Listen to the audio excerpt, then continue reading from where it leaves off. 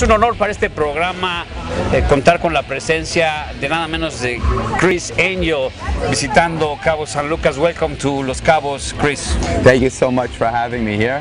It's an amazing time, always in Cabo San Lucas. Why did you decide to come to Cabo? It's not your first time, is what? No, I come to Cabo. It's my favorite place. I come here probably 3 to 4 times a year. Every 2 to 3 months, I take 1 week or 2 weeks, and I spend it here with friends, family, and just have an amazing time. What do you like Cabo? What you have done in these days? Well, for me, because I do my show Believe at the Luxor 10 times a week, and I'll be doing it for the next 8 more years at a 10-year deal. 8 more so years. 46 weeks a year. So when I get my break off, I want to get away from work and I want to just relax and enjoy myself. And the people here in Cabo are really very hospitable. They treat me amazingly. There's great places to eat, an amazing paradise landscape. And you do extreme sports? I do, yeah, I go a little Baja, you know, jumping with the dune buggies and a little jet skiing, and do a little bit of everything and just have a great time. Like the Mexican food? Love the Mexican. Fajita, chicken fajita, that's all I eat every day, 3-4 times a day. Are you a magician or illusionist or mentalist or powers from beyond? Because maybe people say, hey, where do you come from? Not what country, what planet are you come from? No? What do you feel yourself? Well, I'm an artist that utilizes a lot of different paintbrushes to create a painting and experience, and so for me it's really about blurring the line between reality and illusion and leave it up to the people that watch Mind Freak all over the world to determine, is it real or is it an illusion? You think about it and you decide. What do you like to do most? The regular magic or the spiritual? Because sometimes it's scary, no? Yeah. It's like a little gross. Yeah. I like doing different things. For me, you know, it's all about connecting to the public on an emotional level. So whether I'm doing an escape, I'm doing something that's crazy, or I'm doing something that's small and beautiful, close-up magic, it really doesn't matter to me. It's all about the connection that I have to the public, and my vehicle is magic. How's the creative process? Because should be the most important thing. Who is doing? You are doing, of course, but who else is participating with you? I just got done shooting my 6th season of Mind Freak. We're now in 90 countries. Over 100 million people watch each season of Mind Freak. So I thank you, muchas gracias to all my fans out there. And for me, it's all about coming up with new, innovative, fresh ideas that have never been seen before. And I create all of the stuff that you see on television, but I have an incredible team that helps bring it to life, brings it to fruition. So, you know, there's a process that I think about it in here. I think about how I can make it work, what I want to see, and then how to bring it to life. And I bring my team in to help facilitate that.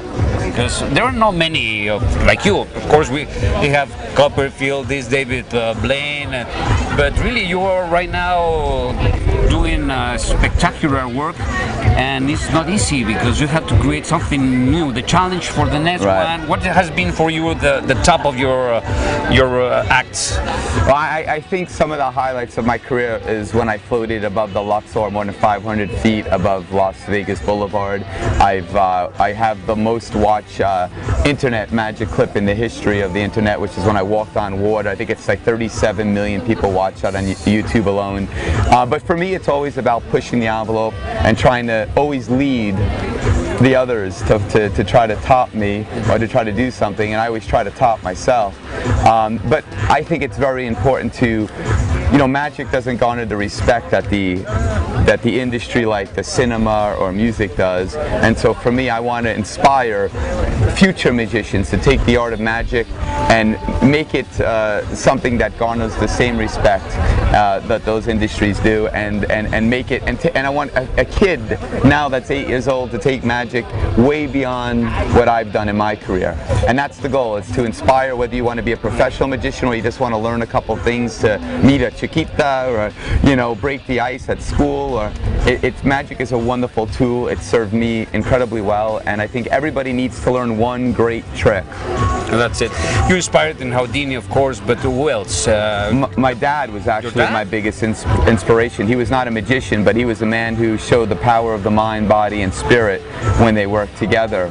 He was dying, my dad, and he was given 3 weeks to live. And my dad says that it doesn't matter what the doctors say, I'm going to live to see my granddaughter. My oldest brother was having a daughter. He wanted to see his granddaughter be born. He lived for over 3 years.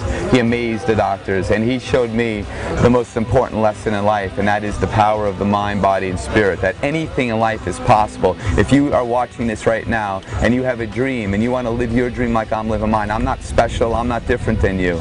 You just got to work for it, and you got to live your dream and never listen to negativity. It breeds nothing positive.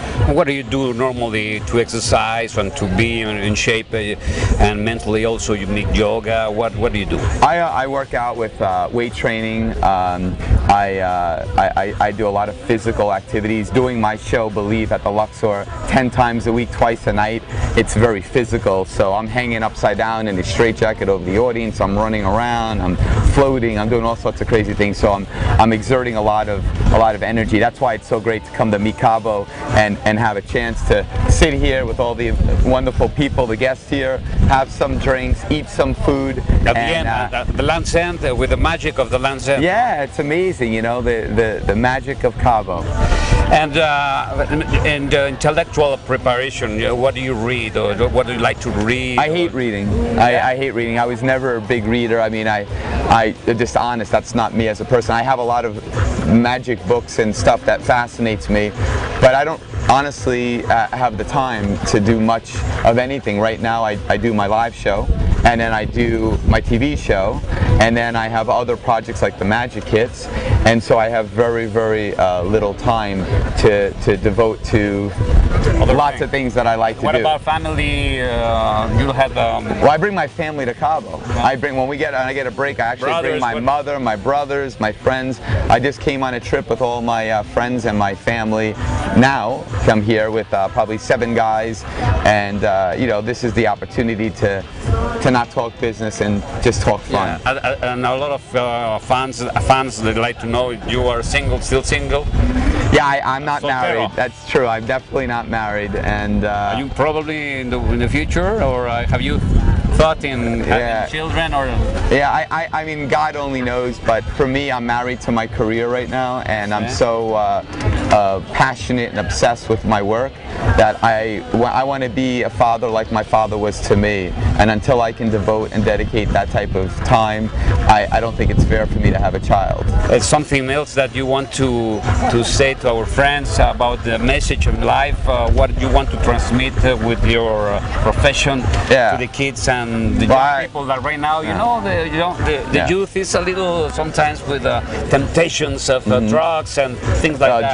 Drugs are the demise. You never ever get involved. I've never ever gotten involved in that. I had many opportunities, but never, because that is the root of failure, of disaster, of ruining your life, ruining your family's life. I lost my cousin Michael to a heroin overdose. I found him dead, and I tried to help him, and so I'm very much against drugs. But I would just say to people that are watching this, well, first of all, thank you for your love and support all over the world, and I would just encourage you to, you don't know how long you have in life to live, and each and every moment you have, each and every day that you have, live it to its fullest, and really try to live your dream. Spend every day trying to live what you believe you want out of your life. You got one life to live it to the fullest. And at least one time in their life they have to come to Cabo, no?